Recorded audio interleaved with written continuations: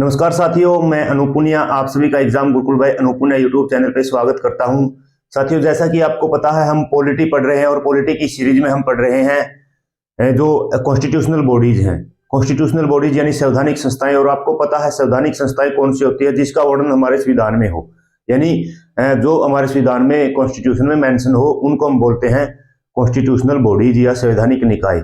संविधान में मेंशन का मतलब जो आर्टिकल्स में दी हुई, अगर सिंपल लैंग्वेज में बोले जो आर्टिकल्स में दिए हुए हैं तो उनको क्या बोलते हैं, हम उनको बोलते हैं संवैधानिक निकाय। ठीक है, तो आज का हमारा टॉपिक रहेगा एडवोकेट जनरल ऑफ स्टेट यानी राज्य का महाअधिवक्ता। अब इस टॉपिक को शुरू करने से पहले मैं आपको बता देता हूं, हम पहले पढ़ चुके हैं attorney general of India, Bharat के महान्यायवादी। जो काम अटॉर्नी जनरल ऑफ इंडिया का केंद्र सरकार के संबंध में है या सेंटर के संबंध में है, वही काम एडवोकेट जनरल का राज्य के संबंध में है। ठीक है, दोनों को कंपैरिजन कर सकते हो, एक तरफ अटॉर्नी जनरल को रख सकते हो, एक तरफ एडवोकेट जनरल को रख सकते हो, और दोनों का कंपैरिजन अच्छे से आप कर सकते हो। यानी जो अटॉर्नी जनरल होते हैं वो केंद्र सरकार के वकील होते हैं, अगर सिंपल लैंग्वेज में हम बोले तो वो केंद्र सरकार के वकील होते हैं, और जो एडवोकेट जनरल होते हैं वो राज्य सरकार के वकील होते हैं।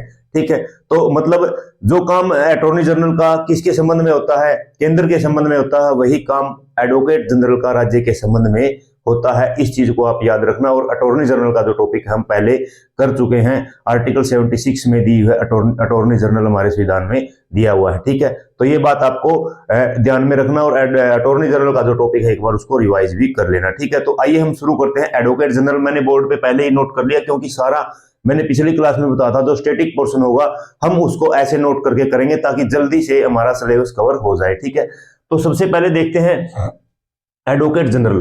तो जो एडवोकेट जनरल है, एडवोकेट जनरल मैंने बताया कॉन्स्टिट्यूशनल स्टेटस इसको मिला हुआ है, यानी ये कॉन्स्टिट्यूशनल ऑफिस है, संवैधानिक पद है, ये संवैधानिक दर्जा मिला हुआ है। और कहां पे है ये, आर्टिकल 165 में है, अनुच्छेद 165 में है। ठीक है, उसके बाद जिस तरह से अटॉर्नी जनरल है, जो वो क्या होता है, अटॉर्नी जनरल होता है देश का सबसे प्रथम जो विधिक अधिकारी होता है, इसी तरह से एडवोकेट जनरल क्या होता है, first law officer of state, यानी राज्य का प्रथम विधिक अधिकारी होता है। ठीक है, क्या होता है, इससे मतलब ये बोल लो जो राज्य सरकार का सबसे बड़ा वकील होता है, यानी स्टेट गवर्नमेंट का एडवोकेट होता है। मैं एक एग्जांपल देता हूं, आज के दिनों में एक हरियाणा में जो सीटी है उसके ऊपर केस चले हुए हैं, कई पेटिशंस उसमें लगाई गई है याचिकाकर्ताओं के द्वारा, और उसमें आप देखते होंगे कि जब ये न्यूज़पेपर में या कहीं भी आप उसके बारे में न्यूज सुनते होंगे तो उसमें क्या आता है कि एजी साहब जो सरकार की तरफ से उन केसों की पैरवी कर रहे हैं। तो यानी जो सरकार का वकील कौन हुआ, एजी यानी एडवोकेट जनरल हुआ। ठीक है,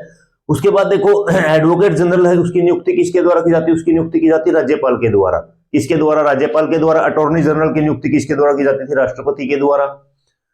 हटाना भी किसके द्वारा हटाया जाता है, रिमूवल भी राज्यपाल द्वारा ही हटाया जाता है। ठीक है, वो एक प्रोसेस होती है, हाईकोर्ट के न्यायाधीश के समान इसके हटाने के समान इसकी प्रक्रिया होती है। और वहां पे क्या था, अटॉर्नी जनरल में सुप्रीम कोर्ट के न्यायाधीश के समान हटाने की प्रक्रिया थी। ठीक है, उसके बाद रिजाइन त्याग पत्र भी किसके देते हैं, ये राज्यपाल को देते हैं। टर्म कार्यकाल, सर्विस कंडीशन, सेवा शर्तें, कितना कार्यकाल रहेगा, क्या क्या सेवा शर्तें रहेंगी, क्या इनको प्रिविलेजेस मिलेंगे, ईटीसी वगैरह जो है वो भी राज्यपाल के द्वारा ही तय किए जाते हैं। किसके द्वारा, राज्यपाल के द्वारा तय किए जाते हैं। ठीक है, उसके बाद एक जो सबसे मोस्ट इंपोर्टेंट पॉइंट है, जिस तरह से अटॉर्नी जनरल ऑफ इंडिया है, भारत के किसी भी कोर्ट में जाके सुनवाई कर सकते हैं। ठीक है, यानी वो क्या है, किसी भी कोर्ट में जाके सुनवाई कर सकते हैं किसी भी फैसले की। अब वो तो क्या है, वो तो सेंटर टॉप लेवल पे है, तो इसलिए क्या हो, किसी भी कोर्ट में जाके सुनवाई कर सकते हैं। लेकिन राज्य में क्या है, राज्य में एडवोकेट जनरल है, वो राज्य की किसी भी कोर्ट में, राज्य की कोर्ट कौन सी होगी, अगर बात करें तो राज्य की कोर्ट होगी यहाँ पे हाई कोर्ट होगी, और क्या होगी, डिस्ट्रिक्ट कोर्ट होगी। ठीक है, तो यानी हाई कोर्ट में, राज्य की हाई कोर्ट में और राज्य के डिस्ट्रिक्ट की किसी भी कोर्ट में जाके वो क्या कर सकते हैं, किसी भी मामले की सुनवाई कर सकते हैं। ठीक है, right to appear in any court of the state, किसी भी कोर्ट में जाके वो क्या कर सकते हैं, सुनवाई कर सकते हैं।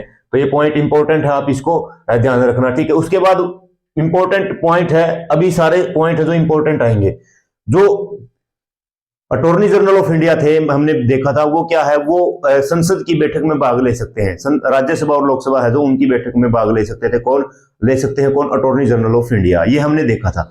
अब राज्य के संबंध में है तो फिर क्या है, एडवोकेट जनरल है जो राज्य के किसी भी हाउस में, चाहे वो विधानसभा हो चाहे विधान परिषद हो, वहां पे जाके क्या कर सकते हैं, पार्टिसिपेट कर सकते हैं, वो भाग ले सकते हैं। कहाँ पे, या तो विधानसभा में या फिर कहाँ पे, जिस भी राज्य में विधान परिषद है, विधान परिषद में कि वो बैठक में भाग ले सकते हैं। Take part in sitting of the both houses of state, यानी राज्य के दोनों सदनों में भाग ले सकते हैं। ठीक है, इंपॉर्टेंट पॉइंट है, ये भी बहुत ज्यादा इंपॉर्टेंट पॉइंट है।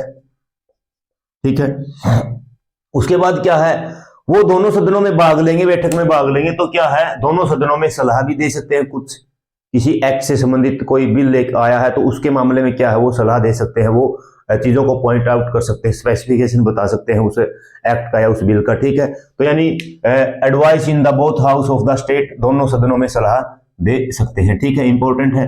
नेक्स्ट इंपॉर्टेंट है, वेरी इंपॉर्टेंट पॉइंट है, वो दोनों सदनों को संबोधित कर सकते हैं। ठीक है, दोनों सदनों को क्या कर सकते हैं, संबोधित कर सकते हैं, address to the both houses of the state, यानी जो राज्य के दोनों सदनों को संबोधित कर सकते हैं। दोनों सदन कौन से हो गए, यहाँ पे भी लेजिस्लेटिव असेंबली, लेजिस्लेटिव काउंसिल, विधानसभा विधान परिषद, और यहाँ पे भी लेजिस्लेटिव असेंबली, लेजिस्लेटिव काउंसिल। ठीक है, विधान परिषद और विधानसभा दोनों सदनों में क्या है, वो भाग ले सकते हैं। ठीक है, उसके बाद क्या है, वो पार्टिसिपेट कर सकते हैं राज्य स्टेट लेजिस्लेटिव कमेटी, यानी राज्य विधानमंडल की जो समितियां, देखा हमने पार्लियामेंट्री समितिज होती हैं, कमेटीज होती हैं, इसी तरह से राज्य में क्या है, स्टेट लेजिस्लेटिव की कमेटियां होती हैं। तो उन कमेटीज में क्या कर सकते हैं, वो भाग ले सकते हैं, participate in state legislative committee. कहां पे, state legislative committee and proceedings, उनकी कार्यवाही में क्या कर सकते हैं, वो भाग ले सकते हैं। राज्य विधान मंडल की समितियां और कार्यवाही में क्या कर सकते हैं, वो भाग ले सकते हैं। तो ये पॉइंट भी आपको याद रखना। ठीक है, ये भी इंपॉर्टेंट है। ठीक है, और ये भी इंपॉर्टेंट है। आगे ये पॉइंट है जो विधानमंडल से संबंधित जो पॉइंट है एडवोकेट जनरल के, वो सारे बहुत ज्यादा इंपॉर्टेंट है। तो एडवोकेट जनरल क्या कर सकते हैं, राज्य की विधानमंडल की जो कमेटियां हैं उनमें भाग ले सकते हैं, कार्यवाही में भाग ले सकते हैं। ठीक है, उसके बाद क्या है, नेक्स्ट है, ये भी इंपॉर्टेंट है। अब देखो, आपको ये लगता होगा कि वो विधानमंडल में भाग ले सकते हैं, विधानमंडल की कार्यवाही में भाग ले सकते हैं, विधानमंडल की बैठक में भाग ले सकते हैं, तो क्या वो विधानमंडल के मेंबर भी हो सकते हैं? नहीं।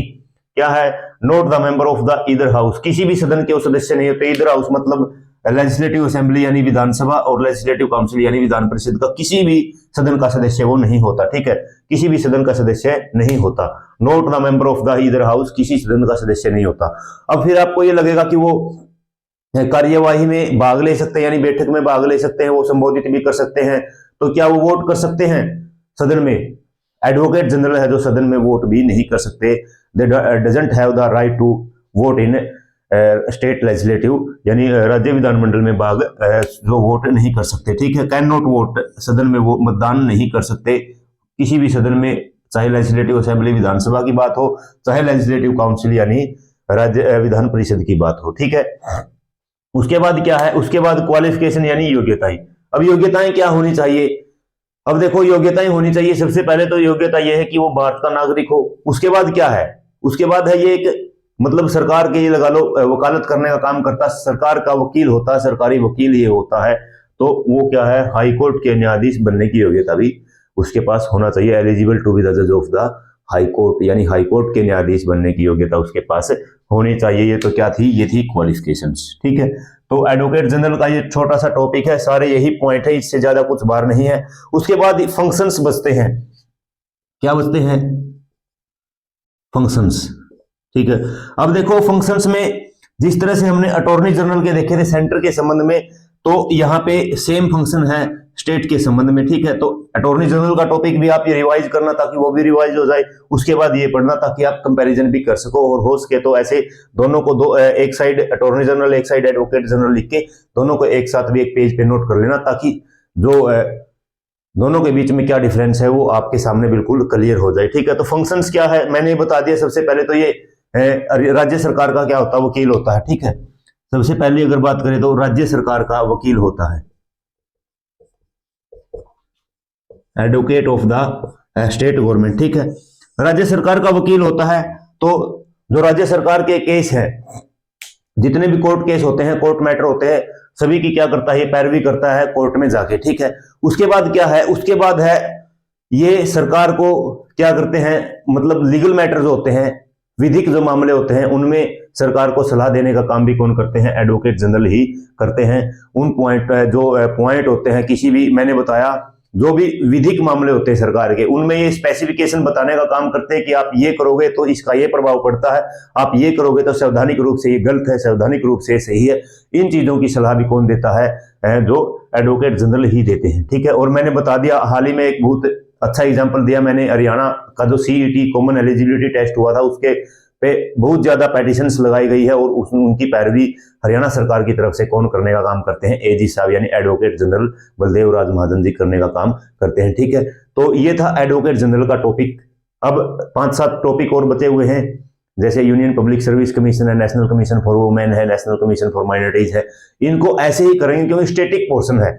आपको पता है स्टेटिक पोर्शन में इतना ज्यादा समझाने की जरूरत नहीं होती, प्रोसेस कुछ नहीं है। जैसे प्रोसेस, अब पॉलिटी में प्रोसेस क्या होता है, कॉन्सेप्चुअल क्या होता है, जैसे हमने ये पढ़ा how to pass the bill in parliament, तो संसद में बिल कैसे पास होगा, उसमें एक प्रोसेस है भाई। पहले एक सदन में जाएगा, वहां से पारित होगा, दूसरे सदन में जाएगा, वहां से पारित होगा, राष्ट्रपति के पास जाएगा, राष्ट्रपति क्या कर सकते हैं, उसको वापस कर सकते हैं, राष्ट्रपति अपने पास रोक सकते हैं, राष्ट्रपति सहमति दे सकते हैं, उसके बाद मतलब वो बिल है जो एक्ट बन जाता है। ऐसे वो वहां पे प्रोसेस है, लेकिन यहाँ पे कोई प्रोसेस नहीं है। इस ये सारा जो पोर्शन है पूरा स्टैटिक है। आप इसको क्या करना, नोट कर लेना अच्छे से, या स्क्रीनशॉट ले लेना, आराम से नोट कर लेना। ठीक है, लो मैं एक बार साइड हो गया, आप स्क्रीनशॉट लेना चाहते हो तो इसका स्क्रीनशॉट ले सकते हो। ठीक है, तो जो हमारा एडवोकेट जनरल का टॉपिक है, आप कंपैरिजन जरूर करना अटॉर्नी जनरल के साथ। मैं यहां पे लिख देता हूं किसके साथ कंपैरिजन करनी है आपको, अटॉर्नी जनरल के साथ।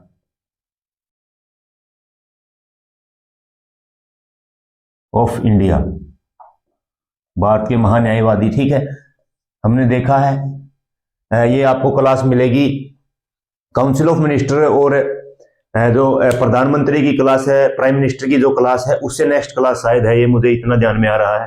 अटॉर्नी जनरल की जो क्लास है उसको जरूर देखना, उसके बाद आप एडवोकेट जनरल को पढ़ना। आज की क्लास को यहीं तक रखते हैं। उम्मीद करता हूं सभी चीजें आपको अच्छे तरीके से समझ में आई होगी, और नोट जरूर करना सभी चीजों को। और कोई साथी हमारे चैनल के ऊपर फर्स्ट टाइम विजिट कर रहा है तो चैनल को सब्सक्राइब करना, वीडियो को लाइक करना, शेयर करना, और कमेंट में बताना हमारी पॉलिटी की जो सीरीज है उसके बारे में आपकी क्या राय है। और कोई राय भी आप हम तक पहुंचाना चाहते हो तो पहुंचा सकते हो। हम प्रत्येक बच्चे का जो कमेंट है इंडिविजुअली देखते हैं। ठीक है, और इस चैनल पे आप जुड़े हुए अपना सहयोग दे रहे हो, इस सहयोग के लिए आप सभी साथियों का बहुत बहुत धन्यवाद। Thank you. जय हिंद, जय भारत। मिलते हैं एक और बेहतरीन क्लास के साथ, तब तक के लिए आप सभी साथियों को नमस्कार।